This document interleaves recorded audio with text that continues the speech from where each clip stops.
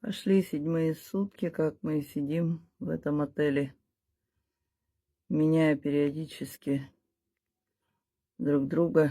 То один человек заболеет, то другой человек заболеет, приносит воду в номер, потому что здесь воды в номерах нету питьевой. Приходится ходить в магазин, покупать за свои деньги. Но это отель, как я ранее говорила, это все включено. Вот все включено, воды питьевой нет. И мне страшно представить, если бы я приехала сюда одна в этот отель отдыхать, и со мной такое случись, беда. Кто бы мне воды-то принес? Я даже вот до туалета, верите, нет. Я кое-как до туалета доползаю и назад на койку. Ужас состояния.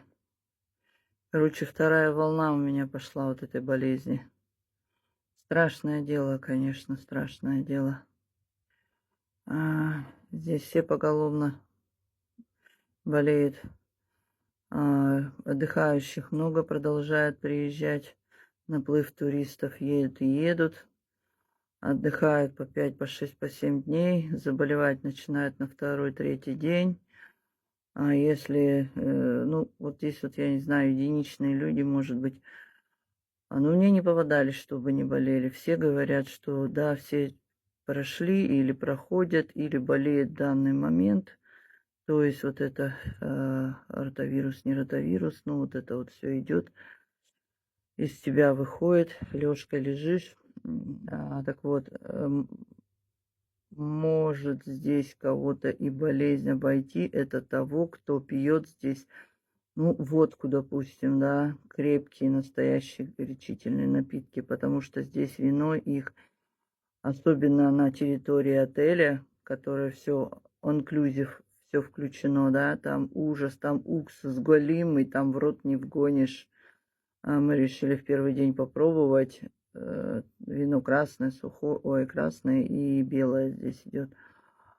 Сразу, естественно, выплюнули, потому что там голимый уксус подслащенный. Такого вина я вообще никогда в жизни не пробовала. Так вот, таких вот людей, кто алкоголем увлекается, и то настоящей водкой, чтобы была наша, 40-градусная.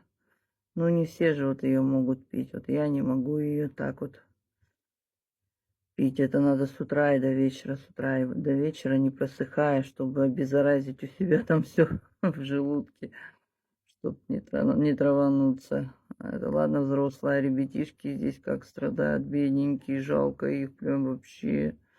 Как мамочки с ума сходят, когда дети их болеют. Вон я видела возле медкабинета, здесь специальный медкабинет есть. Страдают они там, сидят, у них истерика у этих мамочек, потому что ребенок болеет уже не первый день. В общем, вот решайте сами, нужен вам этот отель. Пишите отзывы, только настоящие отзывы, а не хейтеры вот эти вот всякие.